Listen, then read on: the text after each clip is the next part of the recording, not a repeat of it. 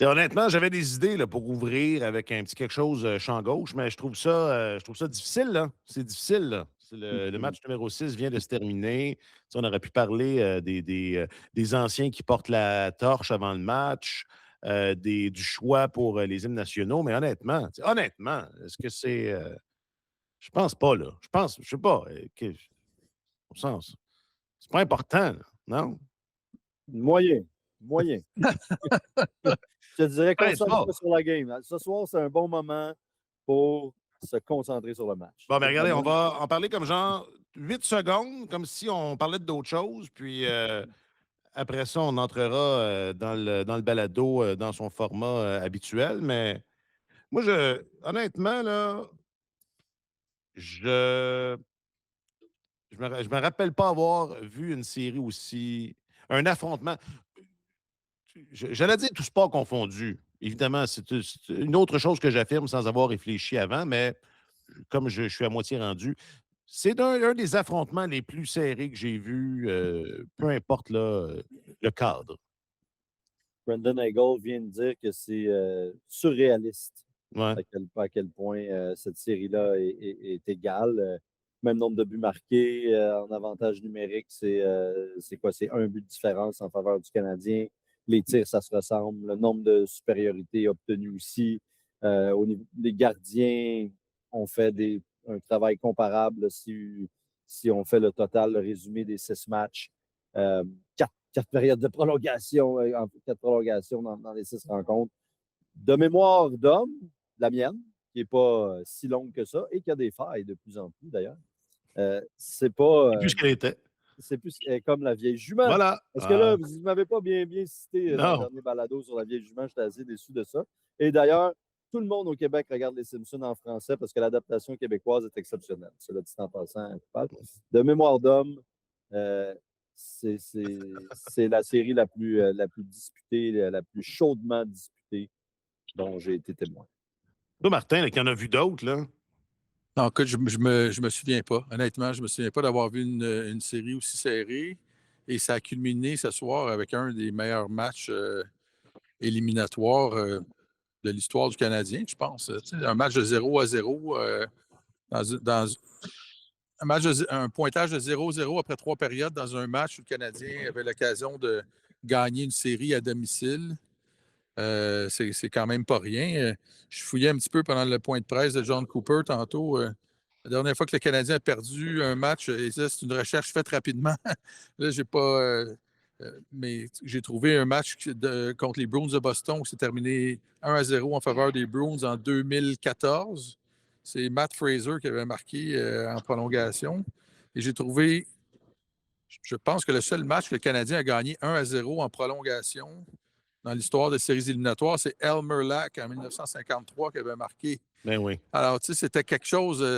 La punchline. Oui, c'est la punchline avec Maurice Richard. Fait Yeah. que, Oh. fait que, on a assisté à un grand match. On a assisté vraiment à un grand match de hockey ce soir. Moi, j'ai trouvé ça incroyable. Les 5 premiers matchs se sont joués presque dans une cabine téléphonique. Là. Il n'y avait pas d'espace. Il n'y avait pas beaucoup de chances de marquer de chaque côté. Ce soir, on aurait dit que comme 2 champions du monde ou un champion du monde puis un ex-champion du monde qui s'affrontent dans un combat de boxe, qui arrivent au 12e round puis qui disent là on y va, là, puis je vais tout donner ce que j'ai. Donne tout ce que tu as, puis il y en a peut-être un qui va tomber, et ça a été ça. Là, ça a été très offensif. Ça a été le match le plus offensif. Les gardiens ont été exceptionnels, les 2 gardiens. Vasilevski, son premier blanchissage en 4 ans en séries éliminatoires. On n'arrête pas de dire que Vasilevski n'est plus ce qu'il était. Tu regardes ses statistiques, ça le démontre bien, mais il s'est levé dans un moment important pour son équipe ce soir, là, parce que, écoute, je pense que le Lightning serait tombé dans le précipice si Vasilevski n'avait pas joué un match aussi exceptionnel que ça. Alors aujourd'hui, la série est égale, pas juste sur papier. La valeur d'un apprentissage, et ça serait que dimanche, à 18h, même 18h. que je viens d'apprendre, c'est Tellement Hockey, épisode 508.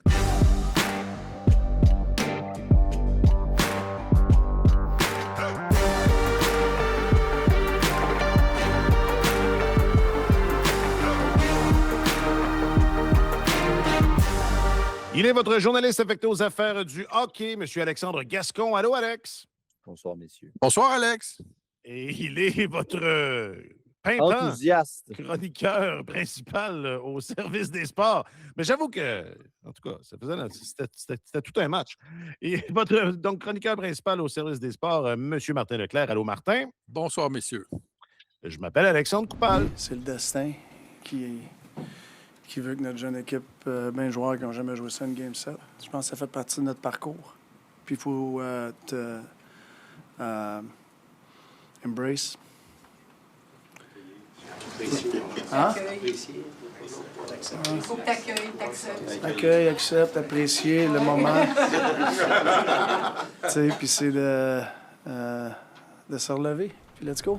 Alors, Martin Saint-Louis, après cette défaite en prolongation 1-0 dans le match numéro 6 contre le Lightning de Tampa Bay, c'est peut-être ça. C'est peut-être le destin. Peut-être que tout ça, toute cette série-là, les gens sont dans la rue, c'est la folie. J'entends des mots comme dynastie en devenir, Coupe Stanley, des trucs, de grosses attentes. Mais ce n'est peut-être que ça. C'est peut-être le destin d'une jeune équipe qui est en train de vivre quelque chose et qui va vivre quelque chose d'autre dimanche, alors que ce sera un match numéro 7. Si on se fie à ce qu'on a vu jusqu'à maintenant, âprement disputé. Non, alors chez moi, le destin, là, je sais pas. C'est pas là, moi, c'est là. pas- Moi, j'ai rien dit.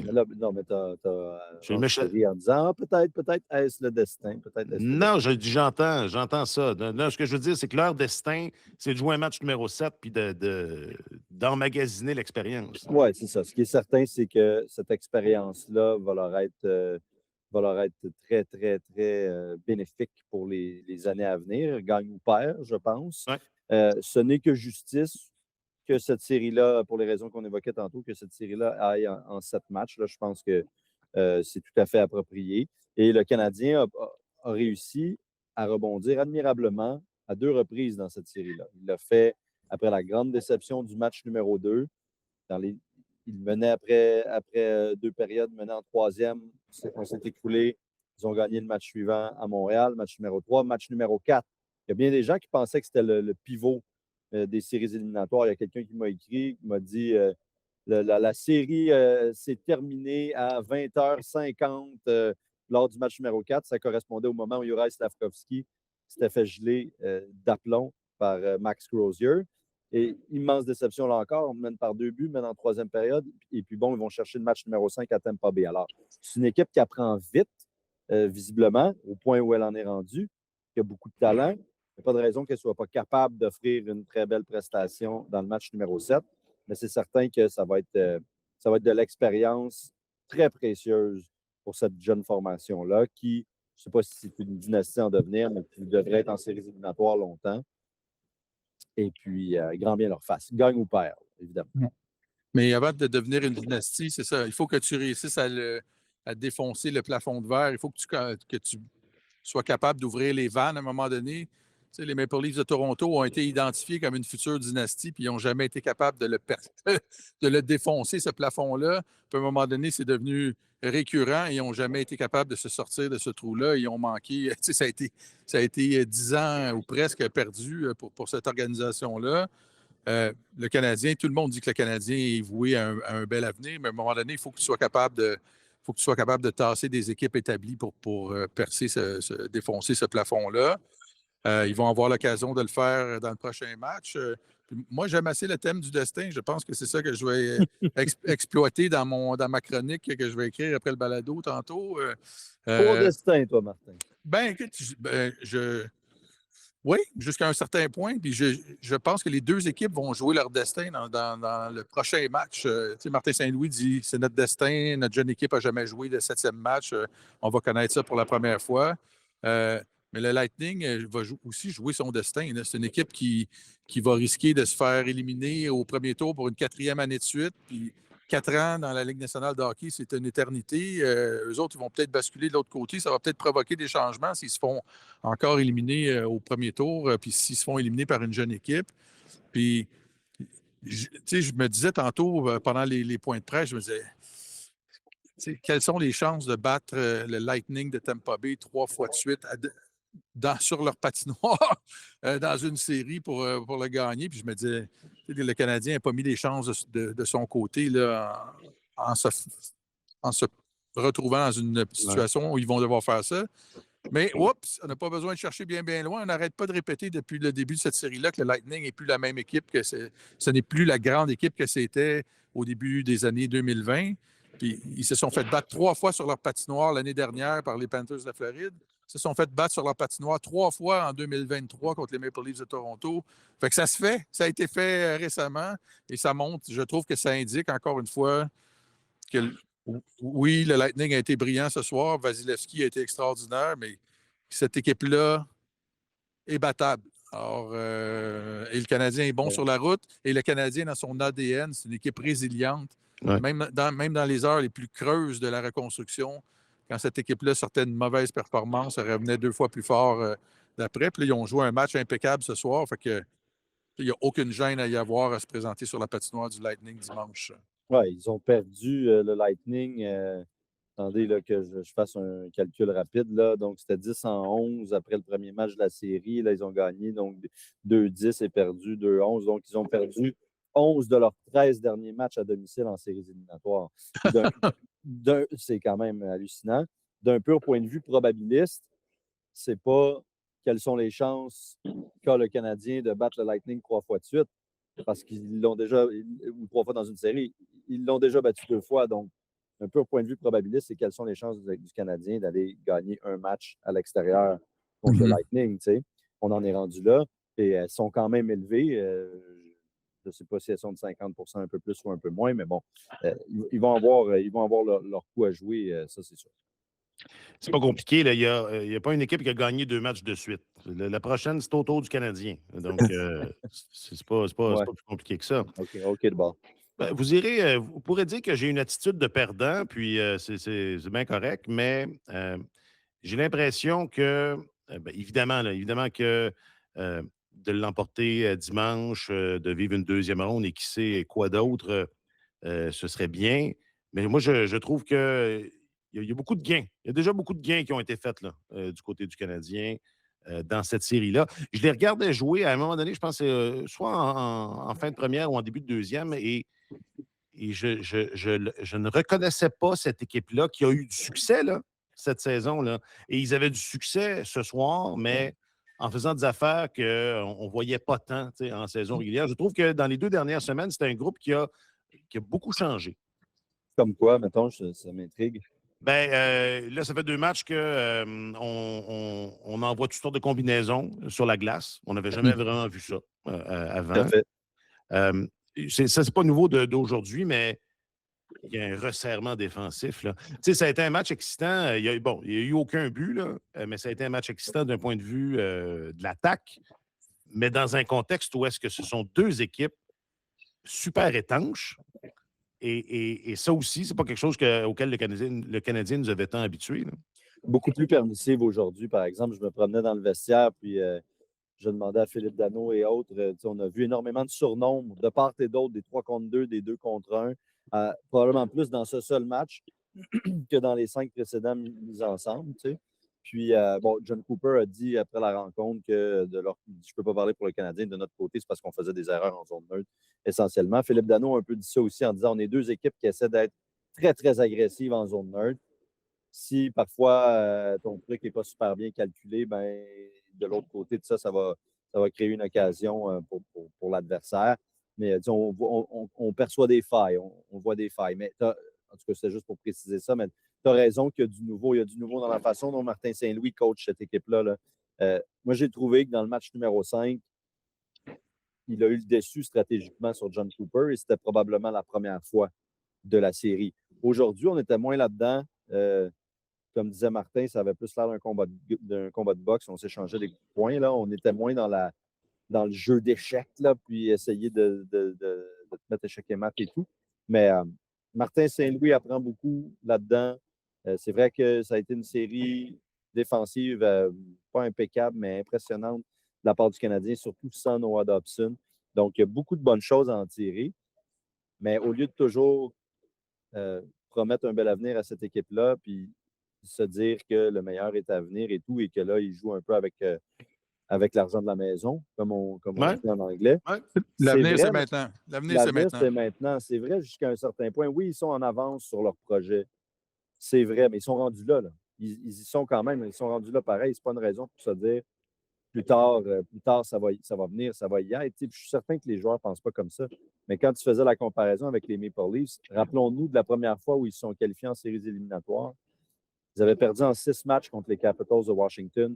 5 de ces rencontres étaient allées en prolongation en 6 matchs. Ça avait été extrêmement serré. C'est une série qui aurait pu basculer pour les jeunes Leafs. Première fois qu'ils y étaient. Matthews vient de débarquer, c'est sa saison recrue. Marner, Nylander, tout le monde est là. Ils ont encore des jeunes défenseurs prometteurs et tout.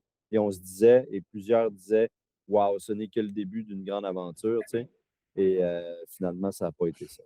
Donc, le plafond de verre, c'est mieux de le briser quand tu as la tête qui est à côté dessus parce que tu ne sais pas c'est quand la prochaine fois que tu Exact. vas l'avoir dans ton Tu chemin. ne sais jamais ce qui peut arriver. Tu peux arriver en série l'année prochaine ou tu peux avoir plein de blessures la saison prochaine, rater les séries à cause de ça. Ou ton gardien numéro 1 se blesse, puis la saison déraille. Tu peux arriver en série, tu as plein de joueurs blessés, tu n'es pas capable de performer. Il faut que tu saisisses, faut que tu saisisses que tu mettes l'éclair en bouteille quand tu as la chance de le faire. Là. Et dans, Alors, et dans ce cas-ci, l'expression a un double sens, Martin. oui, absolument. Et, tu sais, écoute, et je regarde ce soir, tu sais, du côté du Lightning, là, ils ont toutes sortes de raisons de bien se sentir. Kucherov Kucherov, il a tout lancé en direction de Dobèche ce soir, sauf l'évier de la cuisine. Là. Il y a quoi? Il y a combien de tentatives de tir? 17 tentatives de tir. C'est incroyable. Il y a 6 tirs, il y en a 2 qui ont été bloqués, puis il y en a 9 qui ont manqué le filet. Fait que, Kucherov a quand même manœuvré pas mal dans ce match-là. Genzel n'a pas eu un mauvais match non plus. Vasilevski était au sommet de sa forme. Du côté du Canadien, il y a Demidov qui avait été laissé de côté pendant un bon bout de temps dans le dernier match. A eu son meilleur match de la série. A été beaucoup plus visible. A obtenu 3 chances de marquer de qualité en attaque. Les chances de marquer dans le match, 20-16. Écoute, dans la dernière rencontre, là, c'était comme le Canadien en avait eu 7 ou quelque chose comme ça. Et le Lightning, 11 ou 12. Fait que ça a été beaucoup plus ouvert. Et en faveur de qui, Martin, 20 ou 16? Parce que honnêtement, je ne sais pas. 20-16 en faveur du Lightning. OK. Ouais. Fait que, mais c'est quand même... on a vu plus le talent s'exprimer ce soir. Puis je ne sais pas si ça va continuer dans cette direction-là, dans le 7e match, ou si tout le monde va être très, très précautionneux. Mais des deux côtés, tu as des joueurs qui peuvent se sentir. Jake Evans, Slavkovski, Evans puis Demidov ont eu des bons moments ensemble. Le trio de Dak, Bolduc, Texier a eu des bons flashs aussi. Pas mal tout le monde a bien fonctionné. Là. Moi, je trouvais, Martin Saint-Louis a fait son travail en tant qu'entraîneur après le match en disant j'ai aimé le match, sauf le résultat, je suis fier de tout le monde, je ne pouvais pas en demander plus. Ça n'a pas tombé de notre côté, puis c'est le destin. Puis je pense qu'il faut être réconfortant comme ça avec une jeune équipe avant d'aller faire un 7e match, mais autant les joueurs, je trouvais qu'ils avaient l'air ébranlés après le 4e match à Montréal, après avoir laissé filer l'avance de 2 buts, là, puis que je me disais, oh là, ils n'étaient pas contents d'eux autres, mais c'était pas la même ambiance, c'était pas la même vibe qu'on ressentait dans le vestiaire après le match de ce soir. Non, ils étaient assez sereins, effectivement. Ils m'ont paru assez sereins, oui. C'était ma question. Oui. Donc, l'énergie était bonne. Oui. Et tu ne peux pas te sentir mal après un match comme ça. Là. Ça a été un grand match de hockey. Puis le Canadien a eu ses chances. Vasilevski a fait plusieurs arrêts importants. Dobèche aussi, notamment en 3e période contre Braden Point, là, un coup de canon de l'enclave. Fait que tu peux juste te dire, on a eu nos occasions, on ne les a pas prises. Si on n'a pas gagné, c'est de notre faute. Les officiels ne se sont pas trop mêlés du match. Ça a été officié de façon différente. Ça a été officié comme un match des séries éliminatoires ce soir. Il n'y a pas eu 22 mineurs pour des peccadilles de chaque côté. Et je pense que c'est ça que les gens veulent voir. C'est ça qui fait les grands matchs. Cole Caulfield a peut-être eu son meilleur match, mais ce n'était pas non plus un grand match de sa part. C'est 8 tentatives de tir, 4 au filet. Mais ce serait le bon moment pour lui de se réveiller parce que je trouve que c'est peut-être le joueur là, qu'on attend là, depuis le début de la série, en fait. Là. Demidov a été bien meilleur ce soir. Caulfield, oui, il y a eu quelques moments, là, ses chances, mais il n'a pas du tout le même impact sur les matchs que ce qu'on voyait avant. J'ai été étonné de lire des affaires du genre. Il y a des joueurs, c'est ça. Il y a un type de joueur qui a beaucoup de succès en saison régulière, puis qui n'est pas capable de transposer ça en série, de lire ça associé à son nom. C'est évidemment pas une grande série pour Caulfield, mais en même temps, c'est pas ses premières séries éliminatoires. C'est un joueur qui a montré que.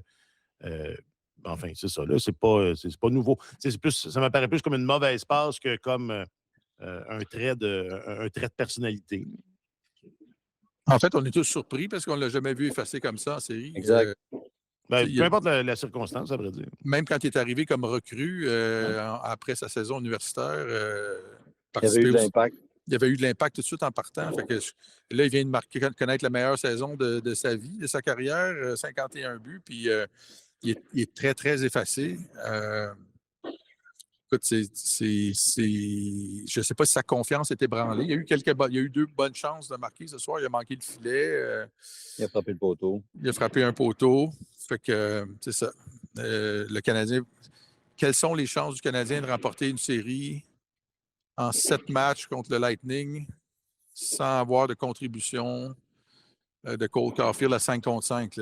Il a marqué un but, un avantage numérique. Mais, ni de Slavkovski, ni de Nick Suzuki. C'est quand même phénoménal. Ils ont une passe à 3, une passe mineure, je dirais, là, sur le texier de Suzuki. Là. Une passe à 3 en 5 matchs à 5 contre 5. On nous avait dit ça avant le début de la série. Après 6 matchs, dans notre tête, c'est sûr que c'était réglé en faveur de Tampa. Là. En même temps, Suzuki joue bien, Slavkovski aussi. Oui, tout à fait. Il trouve des façons de se rendre utile. Puis Slavkovski a marqué des gros buts là aussi, on s'entend. Mais à force égale, même si c'est mieux. Ça a été beaucoup mieux dans les matchs 4, 5, 6 pour ce trio-là que dans les matchs 1, 2, 3. Anthony Cirelli fait du bon travail. Sentez-vous, c'est ça, qu'il y a une montée en puissance de ceux-là? On a parlé de Demidov.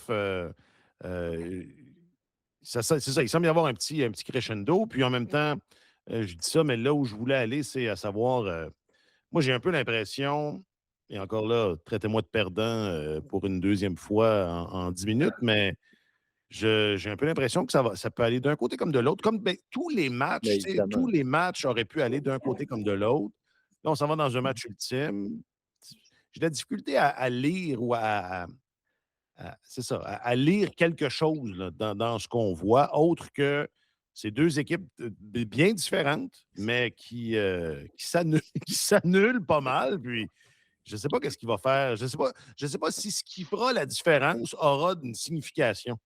Ça va peut-être se jouer sur un détail. Tu sais, toute la série à date est égale, mais il y a un vieil adage dans le monde du sport qui dit que pour avoir du succès, quand ça compte, à un moment donné, il faut que tes meilleurs joueurs soient tes meilleurs. Tu sais, il faut que tes meilleurs joueurs, à un moment donné, tirent la charrette. Là. Puis on l'a vu ce soir du côté du Lightning. Kucherov a joué son meilleur match, il a bombardé de partout. Vasilevski, il a sauvé la vie de son équipe ce soir. Il a été impérial devant le filet, alors qu'il n'a certainement pas été impérial depuis 3 ans, là, depuis 3 ans et demi en séries éliminatoires. Alors, c'est ça. Du côté du Canadien, il va falloir... J'ai peine à imaginer qu'ils vont être capables, envers et contre tous, comme toute probabilité, d'aller chercher une série contre le Lightning sans avoir de contribution plus grande que ça de la part d'un trio qui a marqué 110 buts, 109 buts cette année. Là. 51-29, ça fait 110, 120. C'est ça, 120? 2 marqueurs de 30 plus un 50. 29, c'est ça, 110. 110. Ouais, c'est beau, les gars. C'est beau. Ouais. Tu sais, là, c'est beau, puis bon, on louange les deux équipes à juste titre, tu sais, puis toutes les deux ont beaucoup de mérite là, pour la série qu'on voit se déployer devant nous. Mais si le Canadien l'échappe en cette rencontre à Tampa, le blâme va être automatique Ça et va être ça. se diriger, bien évidemment, Ouais. parce que ton avantage numérique t'a fait gagner un match. C'est quand même ces joueurs-là qui en sont partie prenante, on s'entend, là. Mais ce sont les unités spéciales dans un contexte bien précis. Tu as fait gagner un match. Lane Hudson a été de tous les combats pendant toutes les rencontres. Il était fabuleux, spectaculaire. C'est parmi l'élite là, de cette formation-là, dans les bons joueurs qui doivent être les meilleurs. Dans Il les était meilleurs là. joueurs qui doivent être les meilleurs, c'est probablement le seul qui a répondu à 100% aux attentes pour Et l'instant, à mon plus, avis. je dirais, Et moi. plus. Et tes joueurs de soutien t'ont permis d'aller chercher 2 rencontres combinées à Hudson. Ouais. Et évidemment, tout le monde a joué un rôle là-dedans, là, on De s'entend, mais bêche. Dobèche, forcément. Ouais. Et même Suzuki, par moment, dans des jeux défensifs Ouais. importants, etc., on le comprend. Mais la différence fondamentale, ce qui a fait basculer ces 3 matchs-là en faveur du Canadien, c'est à 2 reprises des joueurs de soutien plus Hudson et l'avantage numérique. Tu ne peux pas t'en sortir, je pense, dans une série 4-7 contre une équipe expérimentée comme celle-là, sans que ton premier trio aille te chercher un match, là. Ils sont là pour ça. C'est pas tant demandé 1 sur 4, honnêtement. Et là, on a parlé des Maple Leafs tantôt. Là. Écoute, c'est drôle parce on commente un match, un 6e match Canadien Lightning, puis qu'on revienne avec les Maple Leafs sur le tapis. Ben, Mais ce genre de blâme-là, Alexandre, n'est-ce pas ce qu'on a entendu à Toronto année après année après année? ouais. Exactement.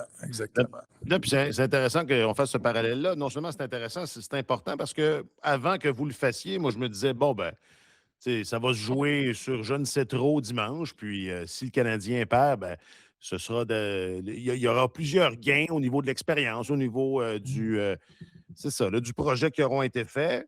Mais c'est ça. Avant que vous parliez des livres, je trouvais ça bien correct. Mais là, soudainement, je T'aimes moins ça. trouve Ben, ça écoute, très épeurant, à vrai dire. ouais, puis tu sais, moi, je suis pas prêt à lancer la pierre. Là. Tu sais, c'est une jeune équipe. Caulfield et Suzuki, ce sont des vétérans. Slavkovski, c'est un jeune vétéran aussi. Ils ont quand même de l'expérience, mais il faut reconnaître là-dedans l'extraordinaire performance à date, là, le bilan qu'on voit, Mhm. cette minuscule mention d'aide obtenue en 6 matchs de la part des membres du premier trio. Il faut rendre hommage au Lightning, la façon qu'ils les ont contenus aussi. Là. Complètement. Fait que c'est pas des joueurs qui se présentent pas Non. ou quoi que ce soit du genre. Ils font face à une grande machine qui est peut-être en léger déclin, mais une grande machine de hockey qui a énormément d'expérience, qui connaît le tabac. Puis c'est dur de percer ce plafond-là. Et dimanche, ce serait une bonne occasion de le défoncer, ce plafond-là, pour ce trio-là. Parce que la page est blanche, là. Oui. Tout est à écrire. C'est pas. À moins que le destin là, ait déjà décidé qui allait gagner ce match numéro 7-là, mais normalement, ça ne devrait pas être le cas. Puis pour te rassurer, Alex, c'est une équipe plus équilibrée dans sa formation, dans la construction de cette organisation-là que ne l'étaient les Maple Leafs. Mieux entourée, la structure salariale est vraiment plus saine. Il y a de la place pour. Il y a d'autres joueurs qui s'en viennent. Il y a de la place pour bien de belles choses encore. Donc, on s'en tient strictement à l'impression qu'on a de leur ascension respective à 10 ans d'écart, puis de contre qui, à qui ils se mesurent, etc. Puis il y a des parallèles, c'est sûr, mais je te rassure quand même, c'est pas exactement la même chose. C'est même que, mis à part le résultat de ces. Si le Canadien devait perdre, là, mis à part la similitude des résultats, c'est pas mal le seul point commun. Mais tu sais, et le plafond de verre, tu sais, le Lightning aussi, dans son histoire, le vécu, là, il n'arrive pas toujours au même moment. Souvenez-vous, en 2019, le Lightning avait connu une des meilleures saisons de l'histoire de la Ligue nationale de hockey. Il était arrivé premier tour éliminatoire contre les Blue Jackets de Columbus, s'était fait balayer. Bing, bing, boom. Merci, bonsoir, retournez chez vous. Et lors des séries suivantes, dans la bulle à Toronto, premier match du premier tour éliminatoire, le Lightning affronte les Blue Jackets de Columbus. Et John Cooper en a fait référence. Il a fait référence tantôt durant son point de presse. le Lightning et les Blue Jackets sont allés en 5e période de prolongation. Et je m'en souviens parce que j'étais assis dans le Maple Leaf Garden. J'étais assis Tout seul? dans Tout l'amphithéâtre. seul au froid. On était 3 personnes dans l'aréna et je me disais, c'est incroyable. Je suis en train de regarder un des plus longs matchs de l'histoire des séries éliminatoires. C'est le 4e match le plus long de l'histoire des séries. Puis on est 3 dans l'aréna. J'avais l'impression de vivre dans un film de science-fiction. Mais le Lightning a gagné ce match-là en 5e prolongation. Et s'il l'avait perdu, je ne suis pas convaincu que le Lightning sort gagnant de cette série-là. Parce que là, écoute, la machine, Ah ouais. là, ça a donné le ton à leur parcours en séries éliminatoires. Ça leur a donné une tonne de confiance, puis ils ont été capables d'aller chercher une première Coupe Stanley dans ces séries-là. Fait que c'est ça, ça prend un événement déterminant, ça prend une adversité particulière qu'il faut que tu surmontes pour prendre du galon puis être capable de faire ton chemin comme équipe. Et pour le Canadien, ce moment-là, c'est dimanche. Ce match déterminant-là, ça va être dimanche. Fait que j'ai hâte de voir s'ils vont être capables de faire face à ça. C'est ça le destin. C'est l'avenir. C'est pas nécessairement une finalité, mais c'est non. ça. C'est ça que c'est. Si le destin voulait qu'il y ait un 7e match, ça veut dire que le Canadien était condamné d'avance dans ce match-là. Il ne savait pas, mais il était condamné d'avance. Donc, pourquoi le destin n'aurait pas des plans pour le 7e match aussi? Ça, à un moment donné, il arrête de travailler, il prend un break. Le destin est occupé. Il n'y a pas juste le destin du Canadien à s'occuper. Là. Il y a d'autres destins. Des affaires. Bon. OK, bon, on va arrêter de tourner autour du pot. Qui est-ce qui va gagner dimanche? Ah, comment? Non. Alors, as-tu 25 cents devant toi sur la table? Non, mais c'est pas un peu ça. C'est pas un peu ça. C'est un peu ça, pas mal ça, oui. OK. Bon. Est-ce que j'oublie quelque chose? Pour avoir le vrai gagnant, ça prendrait une série 26 à 51. On fait ça. On fait tout ça? OK.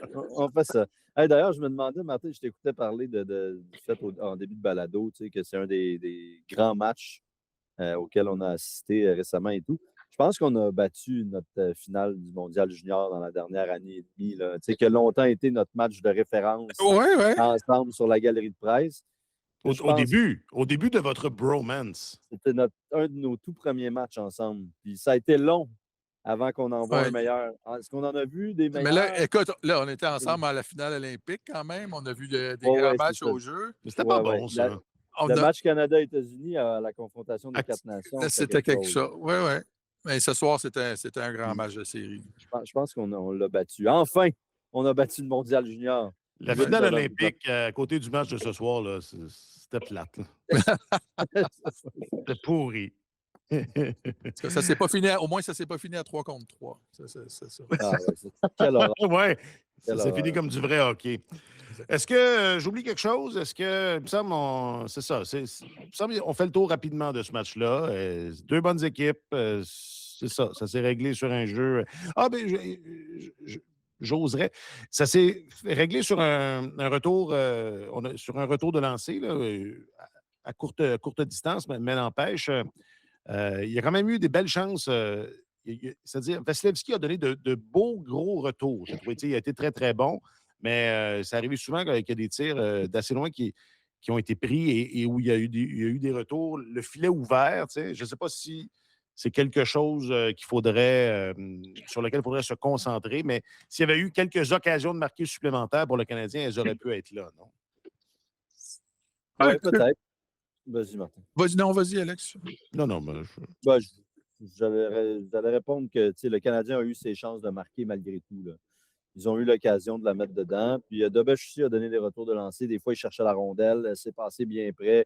Philippe Danault a sauvé un but certain au Lightning qui, ça aurait probablement terminé 1-0 en réglementaire. Je veux dire, on peut bien disséquer cette rencontre-là ad nauseam, là, mais au bout du compte, là, c'est comme Cooper disait, ça va être l'équipe qui va avoir un break de plus, là, qui va avoir un petit coup de pouce du destin. Ah, voilà. Tu pensais pas, mais tu t'es rallié. Tu t'es rallié malgré toi. Je suis dans votre camp. Je suis team destin, ça a l'air. D'accord. Bon, ben le destin, dimanche, 18h. C'est parfait, ça. On va pouvoir se coucher. Oui, on va se coucher moins un peu tard. plus tôt. On va se coucher, oui. Et moins niaiseux, je pense. Et là, sur ce, il y aura 4 périodes de prolongation. C'est ça, exactement. On va finir à 3h du matin. Et ils ne se sont jamais couchés.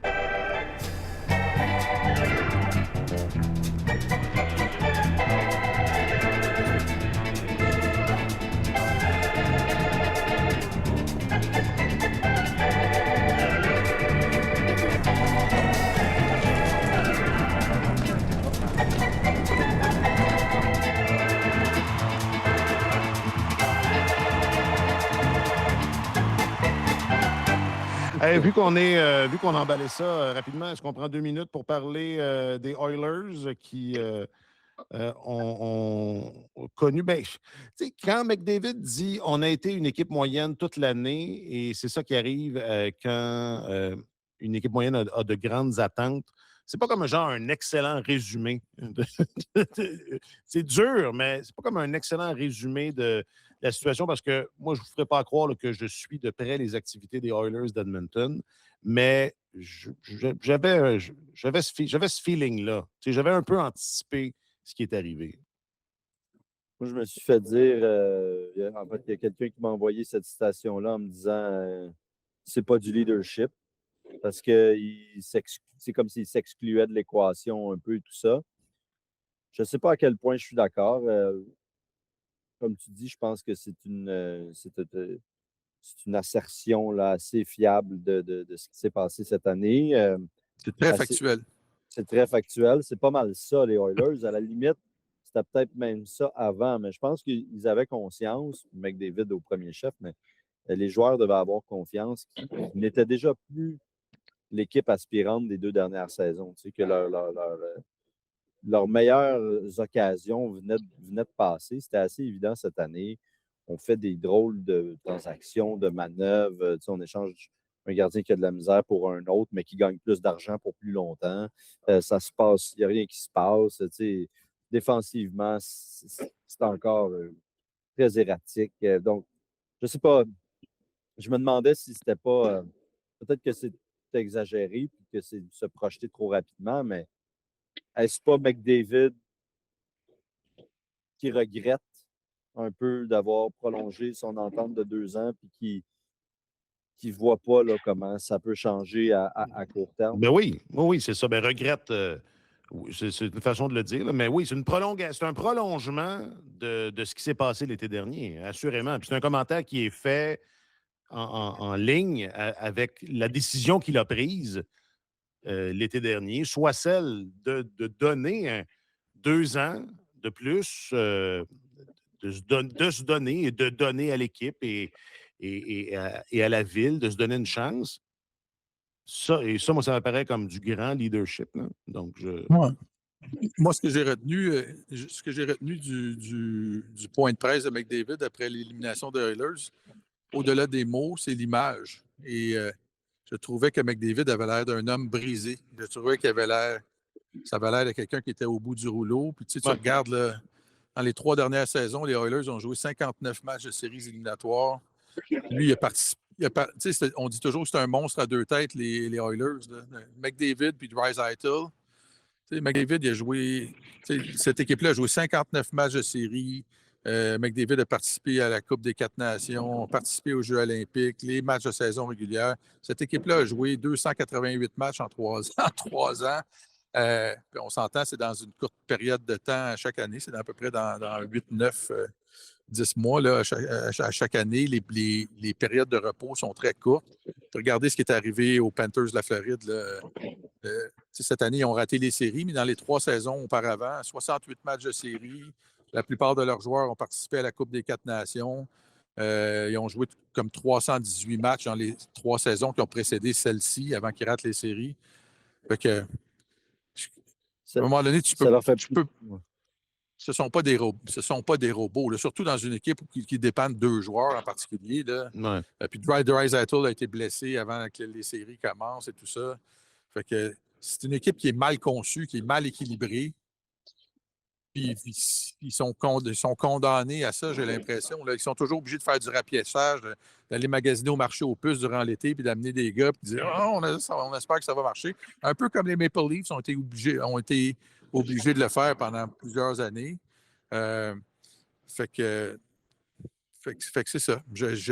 C'est cette image-là que je me suis dit, je le regardais commenter l'élimination de son équipe, puis je me disais, va-t'en en vacances, mon homme, là, puis décroche pendant un long bout de temps parce que c'est T'en une as besoin. super... Oui, Ouais. il y en a vraiment besoin. Et les défaites s'accumulent. Tu sais, il y a l'usure, il y a les matchs, mais il me donne l'impression d'être malheureux partout où il passe. Aux Olympiques, j'avais cette impression-là aussi. On dirait qu'il porte le poids du monde sur ses épaules. Il gagne rien. Il a perdu en finale au jeu. Il s'est entêté en prolongation à jouer un peu tout seul, égoïstement, Ouais. en se disant il faut que ce soit moi qui règle ça. Tu sais, c'était apparent, je trouvais. Ça crevait les yeux. Même chose durant les 2 finales. Je les ai couvertes d'ailleurs. Puis tu sentais là, des fois que c'est comme s'il voulait tout faire tout seul, alors que pourtant, c'est le plus grand passeur de sa génération. Comme tu l'as souligné souvent, il possède ce don rare là, de fournir des passes décisives comme on n'a presque Oui. jamais vu dans l'histoire de la Ligue. Tu sais, c'est ça. Il y a l'usure, comme tu l'as évoqué. Il a l'air brisé moralement aussi. Il va avoir 30 ans l'année prochaine. Il n'a rien gagné. Tout le monde dit que c'est le meilleur joueur au monde. Il y a une collection de trophées dans son armoire à la maison, dans son bahut, ou je ne sais trop. Dans Mais son garage. il n'y a pas de médaille d'or. Il n'y a pas de Coupe Stanley. Il n'y a aucun triomphe collectif. Puis ça le rend maussade et plus individualiste sur la glace. Puis c'est pas le fun de voir ça. Puis il n'est pas dans une bonne tangente, je trouve. Alors peut-être que Dieu sait ce que les vacances peuvent régler. Hein. Parfois, Martin, effectivement, j'abonde dans ton sens, mais peut-être seulement que le mal est plus profond que ça. Oui. Martin, il est bon dans les vacances. Il y a un horaire, il y a un plan. Il y a un équilibre. C'est effectivement un bon. C'est effectivement une bonne suggestion. C'est très important.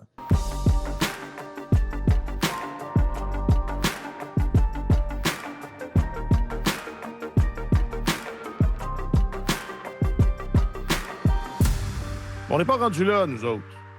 Parce que de toute façon, peu importe ce qui se passe dimanche, on va s'occuper du reste. On ne s'en est pas beaucoup occupé là, parce qu'on est pris un peu, là, mais évidemment, on s'occupera davantage du reste s'il reste juste ça. Hein? C'est un bon plan. S'il reste juste ça, on parlera de ça. Hey, on va avoir du plaisir. Hein? Non, mais on va trouver. Il y a quand même 2-3 bonnes... Les Flyers, c'est une bonne histoire. Non, il y a 2-3 bonnes histoires quand même. Là, le Mammouth joue contre Vegas, fait face à l'élimination au moment où on enregistre, mais... On en est où, là? Le Mammouth pouvait passer. C'est une bonne... Oui, 2-0, ouais, c'est ça, peut-être pas. 2-0 après mais 2, ça sent autre pas bon. chose. On trouvera autre chose au pire. Oh, je vous laisse aller à vos claviers, messieurs. Alexandre Gascon, tu es notre journaliste affecté aux affaires du hockey. Merci infiniment de ces minutes passées en notre compagnie, des minutes lumineuses, mon vieux. Ça a été un plaisir, messieurs. Et Martin Leclerc, tu es notre chroniqueur principal au service des sports. Merci infiniment également, Martin. J'ai très hâte à notre conversation de dimanche. Ben oui, le dimanche, là, même si ça se règle après 3 périodes. Hein? 3 dimanches dans cette finale-là. Oui, je ne sais pas qu'est-ce que c'est le destin. Voilà, c'est le destin. Et voilà. Un gros merci à Jacques-Alexis Bernardin à la production de cet épisode. Merci également à vous tous et à vous toutes d'avoir été là, d'être là au rendez-vous à tous les lendemains de match. On sent bien les clics, on les entend, les clics, puis ça nous fait grand plaisir. Alors, merci encore pour ça. Je m'appelle Alexandre Coupal. Passez un bon week-end et on sera là lundi matin, assurément. Sur tous les terrains et sur tous vos appareils, Radio-Canada Sport.